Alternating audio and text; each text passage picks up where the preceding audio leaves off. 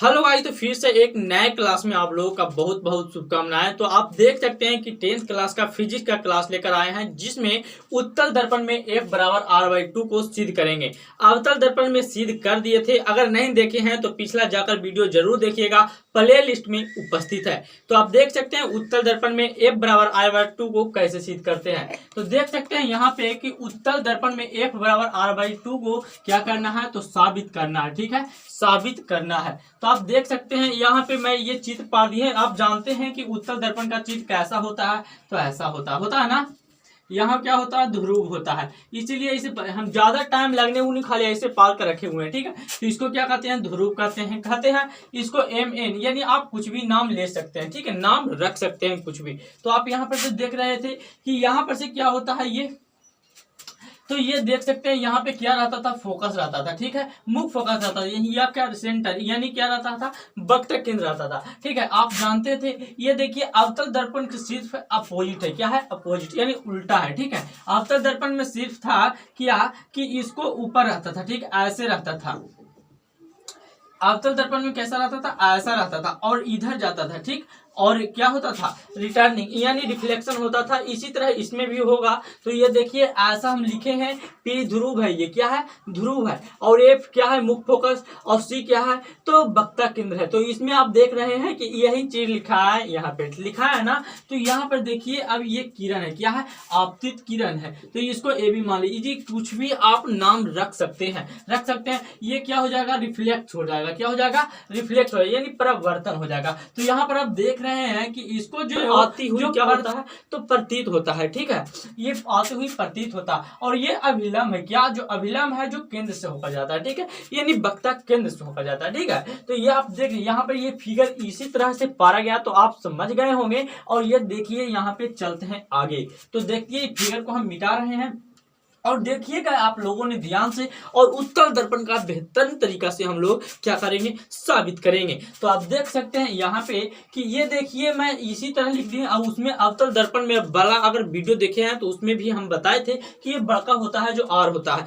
छोटका क्या होता है, F होता है। तो इसको आप समझ लीजिए कि ये देखिए PC, यानी PC यहाँ पे हम लिख दिए हैं, माना कि PC बराबर R, यानी बड़का होता है जो क्या होता है, R होता है, और PF बराबर F लिख दिए। तो देखिए PF और जो FC होता है ना, जो दोनों F होता है। ठीक है, दोनों F होता है, मतलब इतना दूर ये F हो जाएगा और इतना दूर ये हो जाएगा। ठीक है, तो यहाँ तक तो आप समझ चुके हैं। तो अब देखिए प्रमाण में चलते हैं आगे। ठीक है, तो कोण 1 बराबर कोण 2, यानी आप अवतल दर्पण में जो सिद्ध किए थे और जो पढ़े थे प्रकाश की परावर्तन का नियम, जो प्रकाश के परिवर्तन का नियम पढ़े थे कि ऐसा होता है एक वस्तु। ठीक है, इसमें किरण आया, टकराया। ठीक है, जो ये क्या इसमें अभिलंब था, ये आपतन बिंदु पर डाला गया अभिलंब, तीनों एक इसमें नियम था जो आप जानते थे कि आपतन कोण एवं परावर्तन कोण क्या होता है, आपस में बराबर होता है। तो आप जानते थे कि आपतन कोण एवं परावर्तन कोण आपस में बराबर होता है। तो यहाँ पर देख सकते हैं कि कोण 1 ये है, कोण 2 ये है। ठीक है, कोण 1 और 2, तो ये देखिए प्रकाश की परावर्तन से क्या है, आपस में दोनों बराबर है ना। तो आप देख सकते हैं यहाँ पे कोण 1 बराबर कोण 2, किसको कारण से, तो प्रकाश के परावर्तन से, प्रकाश के परावर्तन से ये क्या है, आपस में दोनों बराबर है। तो यहाँ तक तो आप समझ चुके हैं, हम जानते ही हैं। तो आप देख सकते हैं कोण 2 बराबर कोण 3, शीर्षाभिमुख कोण, तो आप लोगों ने पढ़े हैं शीर्षाभिमुख कोण। ये देखिए, तो इसमें शीर्षाभिमुख कोण से यानी ये 3 होता है, ये कोण, तो ये क्या हो जाता है, 3 हो जाता है। अगर ये 4 कोण है तो ये क्या 4 हो जाता है। तो ये किसके कारण होता है, तो शीर्षाभिमुख कोण के कारण होता है। ठीक है, तो इसी के कारण से ये कोण 2 बराबर कोण 3 क्या है, आपस में दोनों बराबर है। ठीक है, तो कोण 1 बराबर कोण 4, तो आप लोगों ने ये पढ़े हैं कि ये देखिए दो रेखा होता है, इसको एक काटता है। ठीक है, तो ये कोण क्या होता है, बराबर होता है। ठीक है, तो ये संगत कौन सा होता है, कौन सा होता है, संगत कोण, यानी कोई 4 है तो कोण ये क्या हो जाएगा, 4 हो जाएगा। कोण ये 5 है तो ये क्या हो जाएगा, 5 होगा।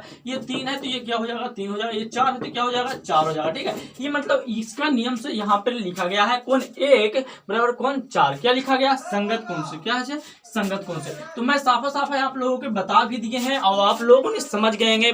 मैं प्रयास करते हैं कि आप लोगों ने समझ गए होंगे। और कौन समीकरण 1, समीकरण 2, समीकरण 3, ये अवतल दर्पण में समीकरण 2 ही था और इसमें 3 है। तो कोई बात नहीं घबराने का, सिर्फ आप लोगों ने आगे बने रहिए और देखते रहिए। देखिए समीकरण 1, समीकरण 2, समीकरण 3 है। तो आप देख सकते हैं यहाँ पे कोण 1 बराबर कोण 2 है ना, कोण 1 बराबर कोण 2 है और कोण 2 बराबर कोण 3 है। यानी जो है बायां पक्ष जो क्या है आपस में बराबर है तो दायां पक्ष भी क्या हो जाएगा, बराबर हो जाएगा। तो ये देखिए कोण 3 बराबर कोण 4 आपस में बराबर हो गया, कोण 3 बराबर कोण 4 बराबर। अगर आप लोगों ने नहीं समझे, हम समझ रहे हैं कि यहाँ पे डाउट होगा क्योंकि कोण 1 बराबर कोण 2 है ना। तो ये देखिए कोण 2 क्या है, 1 के बराबर है ना, तो आपस में क्या होगा, बराबर हो जाएगा इधर और इधर भी उसके कारण बराबर है। यानी जो बायां पक्ष बराबर है तो दायां पक्ष भी क्या हो जाएगा, बराबर हो जाएगा। तो यहाँ तक तो कोई भी डाउट नहीं होगा आप लोगों का। चलते हैं आगे। तो आता है त्रिभुज BCF में। ये देखिए BCF त्रिभुज BCF में, तो इसको अगर कट करेंगे हम लोग तो ऐसा त्रिभुज बनेगा, ऐसा बन रहा त्रिभुज ना, ऐसा त्रिभुज बनेगा। ठीक है, इसको कट करेंगे तो ऐसा त्रिभुज, यानी BCF में, त्रिभुज BCF में चले हैं। तो BCF में देखिए BF क्या, BF, तो ये BF बराबर क्या हो गया, BF बराबर CF। ये देखिए BF बराबर CF हो गया। तो इसको समीकरण 4 मान लिए। क्या मान लिए, 4 मान लिए।